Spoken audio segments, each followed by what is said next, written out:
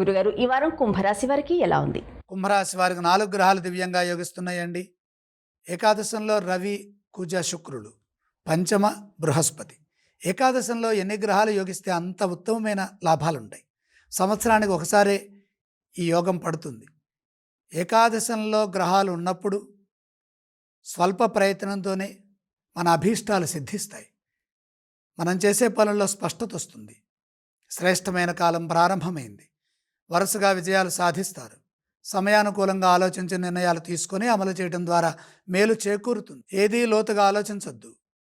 ప్రస్తుత అవసరాలకు తగ్గట్టుగా మన ముందున్నటువంటి అవకాశాన్ని ధర్మబద్ధంగా చక్కగా సద్వినియోగం చేసుకుంటూ బాధ్యతలని నిర్వర్తించాలి. అనుమానం వచ్చినప్పుడు దగ్గర వారి సూచనలు తీసుకోవాలి. ఆత్మవిశ్వాసంతో పనిచేయడం ద్వారా లక్ష్యాలు పూర్తవుతాయి.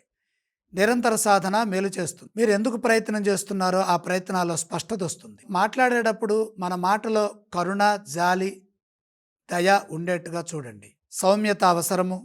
భవిష్యత్ అనుకూలంగా ఉంటుంది.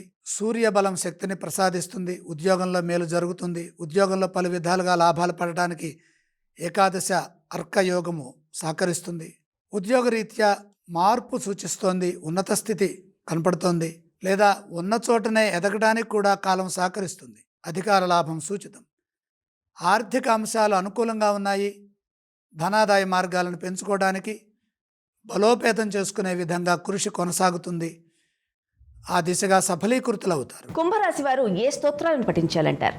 కుంభరాశి వారు బుధ శ్లోకం చదువుకోవటం ఉత్తమం. వారు ఏ ఆలయాన్ని సందర్శించాలంటారు? ద్వితీయంలో ఏలనాటి శని దోషం ఉన్నది కాబట్టి శని భగవాను దర్శించండి, లేదా వెంకటేశ్వర స్వామి వారిని దర్శించండి. వారు ఎటువంటి దానాలు చేయాలి? శని ప్రీతిగా కొద్దిగా నువ్వులు దానం చేయండి.